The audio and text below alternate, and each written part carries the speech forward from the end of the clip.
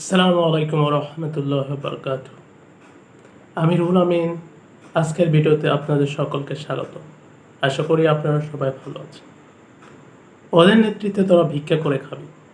এখন কিছু কিছু মানুষ এই স্লোগান দিচ্ছে, যারা আমাদের বর্তমান সরকারের যারা উপদেষ্টা আছে তাদের সম্পর্কে। মানে কিছু কিছু মানুষ এখন বলতেছে যে যারা ছাত্ররা যারা গণ অভ্যুত্থান করছে, যারা বিগত সরকারকে দেশ থেকে বিতাড়িত করেছে এবং যারা বর্তমানে দেশের শাসনভার গ্রহণ করেছে, তো তাদের সম্পর্কে আমাদের সমাজে কিছু কিছু মানুষ এইরকম কিছু বক্তৃতা বা এরকম কিছু কথাবার্তা বলছে।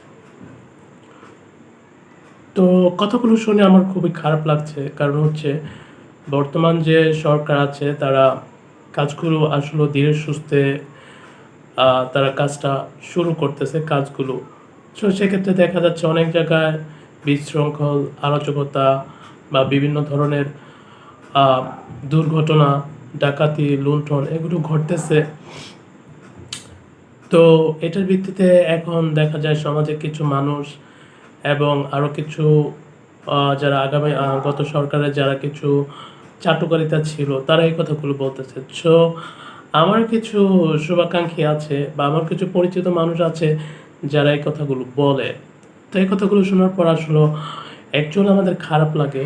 আমার বিশেষ করে খারাপ লাগে কারণ হচ্ছে বিগত সরকার যে পরিমাণ দুর্নীতি, যে পরিমাণ লুণ্ঠন, যে পরিমাণ পাচার করেছে, তো এখন সেটাকে তারা বলতেছে সব সরকার এরকম করে, ঠিক আছে। তো ওরা করলে দোষ কি? ওরা তো অনেকগুলো প্রজেক্ট তৈরি করছে, ওরা পদ্মা সেতু করছে, ওরা ফ্লাইওভার করছে, ওরা মেট্রো রেল করছে, তো ওরা তো আয়ের পথ বের করে দিয়েছে। তো ওরা যেহেতু আয়ের পথ বের করে দিয়েছে, ওরা কিছু টাকা এখান থেকে লুণ্ঠন করতে পারে, পাচার করতে পারে। তো অ্যাকচুয়ালি এই কথাগুলো শুনলে আমার অ্যাকচুয়ালি অনেক খারাপ লাগে, ঠিক আছে।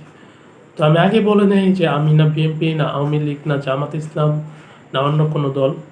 হ্যাঁ, তবে ছাত্ররা যারা আন্দোলন করেছে, আমি একজন স্টুডেন্ট, সেক্ষেত্রে আমিও তাদের সাথে একমত ছিলাম এবং তাদের সাথে আন্দোলনে হয়তো যেতে পারিনি, কিন্তু ফেসবুকে বা অন্য কোথাও কোথাও সেটা আমরা আওয়াজ তুলেছি যেভাবে হোক, হয়তো যোগদান করতে পারিনি, কিন্তু স্টুডেন্টের পক্ষে ছিলাম। তো এখন হচ্ছে এই কথাগুলো যখন তারা বলে তখন আসলেই অনেক খারাপ লাগে যে 15 বছর, 16 বছর, 17 বছর তারা যেভাবে দেশটাকে লুণ্ঠন করলো, যেভাবে তারা দেশটাকে, দেশের টাকাগুলো বিদেশে পাচার করে দিল প্রত্যেকটা এমপি মন্ত্রী, অথচ তারা এখন ওদের সাপোর্টই করে। আসলে এইসব মানুষদের নিয়ে কি বলবো, কিছু বলার নাই।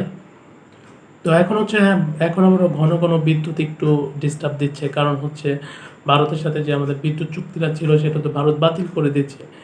সেক্ষেত্রে তো এখন আমাদের একটু বিদ্যুতের ঘাটতি থাকবেই, একটু লোডশেডিং হবেই। সেক্ষেত্রে আমাদের এটা একটু মানিয়ে নিতে হবে আপাতত, কারণ যেহেতু নতুন সরকার তারা দায়িত্ব নিয়েছে, সেক্ষেত্রে আমাদের একটু টাইম তো নিতে হবে, কারণ তারা 17 বছরে, 16 বছরে যে পরিমাণ তারা দেশটাকে বোকলা করেছে, যে পরিমাণ দেশটাকে তারা ফাঁকা করে দিচ্ছে, টাকা পয়সা সব বাইরে পাচার করে দিচ্ছে। তো সেক্ষেত্রে এটা তো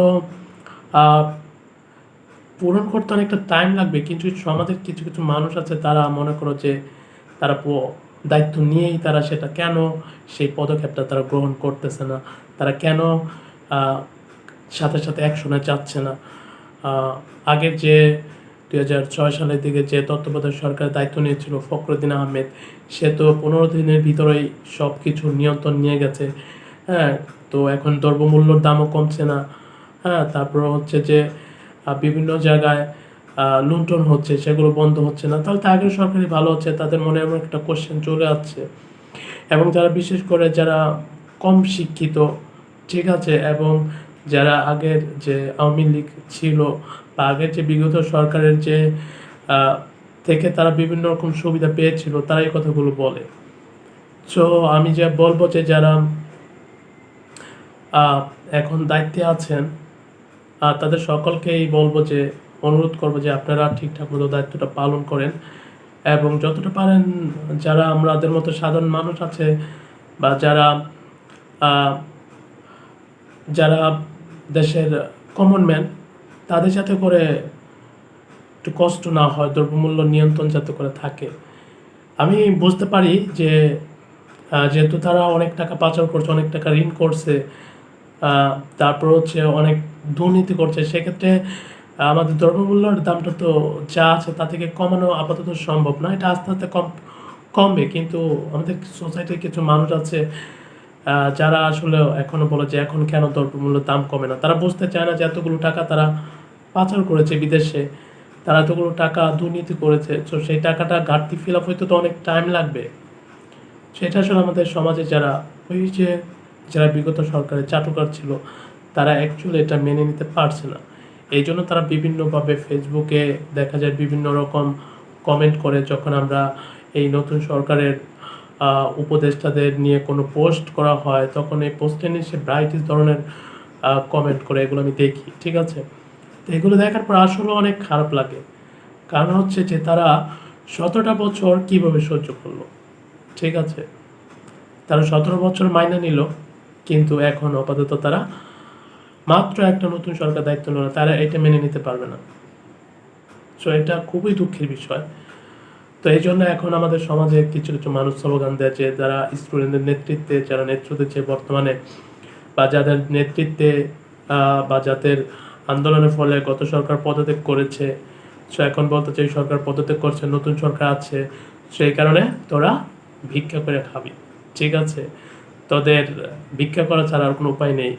এই ছাত্ররা বা যারা বর্তমান নতুন সরকার আছে, তারা অনেক দুর্নীতি করবে। সো তখন দেখবো তোরা কি করো, এই মুখ সে মুখ, আরও ব্রাইটিস, বলা বলা বলা বলা অনেক কিছু। তো যাই হোক, তো আমি যারা সাধারণ মানুষ তাদেরকে বলবো যে আপনারা ধৈর্য ধারণ করেন। যেহেতু আমরা 16 বছর এরকম করে আমরা সহ্য করতে পারছি, বিগত সরকারের দুর্নীতি, রাহাজানি, তারপর হচ্ছে আপনার অর্থ পাচার সহ্য করতে পারছি। এখন নতুন একটা সরকার, তাদের একটা সুযোগ দেওয়া যায়, অবশ্যই তাদের একটা সুযোগ দিতে হবে। সুযোগ না দিলে তো আর তারা কাজটা করতে পারবে না, তারা ব্যাপারটা বুঝতে পারবে না। সো আমি মনে করি তাদের সুযোগ দেওয়া উচিত। এবং যারা এখন এই সরকারের বিরুদ্ধে করেন, গত সরকারের সময় যারা ফ্যাসিলিটিস বা সুযোগ সুবিধা নিচ্ছে, আমি বলবো তারা আপনি একটু থামেন, ঠিক আছে। এখন একটু থামেন, একটু দেখেন, তাদেরকে একটা সুযোগ দিচ্ছেন, দেখেন তারা কতটা কাজটা করতে পারে। তারা তো সারা জীবনের জন্য ক্ষমতা থাকবে না। সো তারা, আমি আশা করবো তারা সুযোগটা কাজে লাগাবে। সো আজ এ পর্যন্ত, ভালো থাকবেন, আল্লাহ হাফিজ।